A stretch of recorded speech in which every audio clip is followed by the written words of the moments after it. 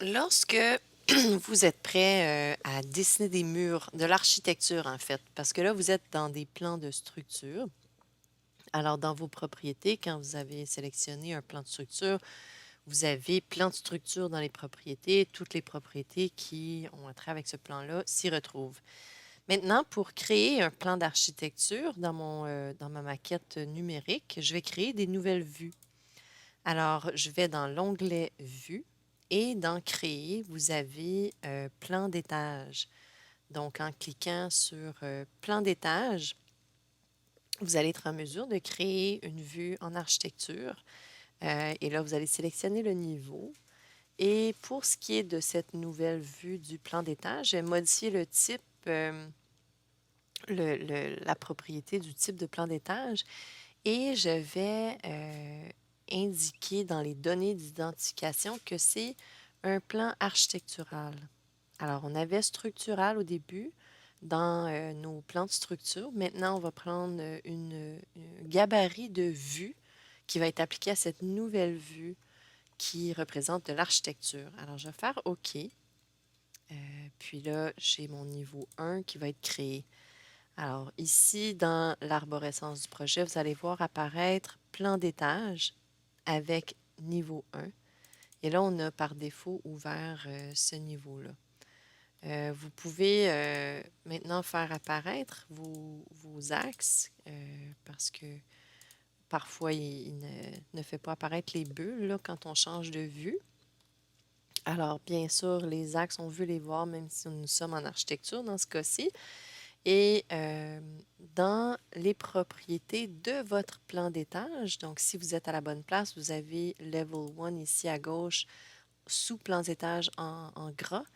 Et dans les propriétés, vous allez voir que nous sommes dans les propriétés du plan d'étage que nous sommes en train de modifier. Maintenant, vous devriez voir ici que votre discipline qui est associée à ce plan d'étage-là, c'est de l'architecture à droite. Et ensuite, vous seriez en mesure de dessiner un mur. OK?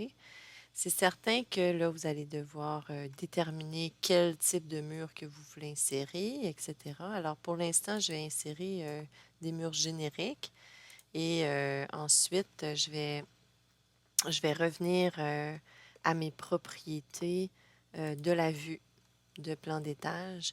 Et ce que j'aimerais voir, c'est mes colonnes ici. Donc, si je descends dans les vues, j'ai des données d'identification, un gabarit de vue ici qui dit aucun.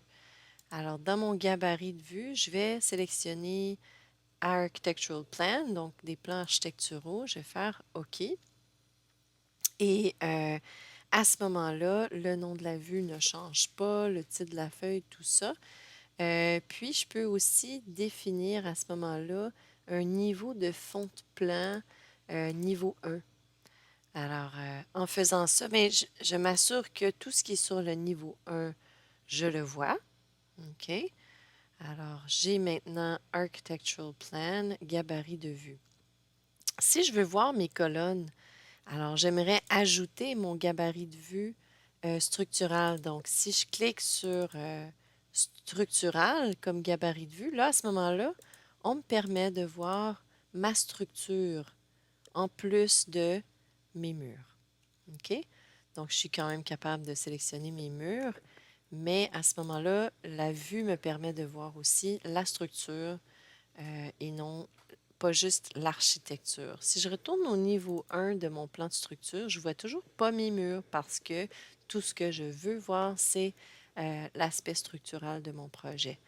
Alors, si je voulais à ce moment-là remodifier mes plans d'architecture pour ne pas voir cette structure-là, je vais simplement remodifier mon gabarit pour architecture pour faire disparaître mes colonnes dans mon plan d'étage Level 1. Alors, vous pouvez aussi faire afficher les éléments masqués. Ici en bas, dans la petite barre à outils, vous avez une petite lumière que vous pouvez cliquer pour afficher les éléments masqués.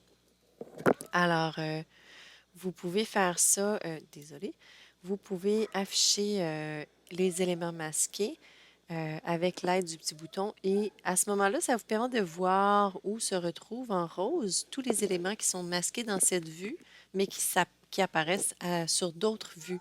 Des fois, on a seulement besoin de les afficher pour voir où nos éléments tombent, pour être capable de dessiner entre ces éléments-là, mais on ne veut toujours pas les avoir dans notre plan d'architecture. Donc, c'est une façon d'afficher ces éléments masqués. Alors, voilà.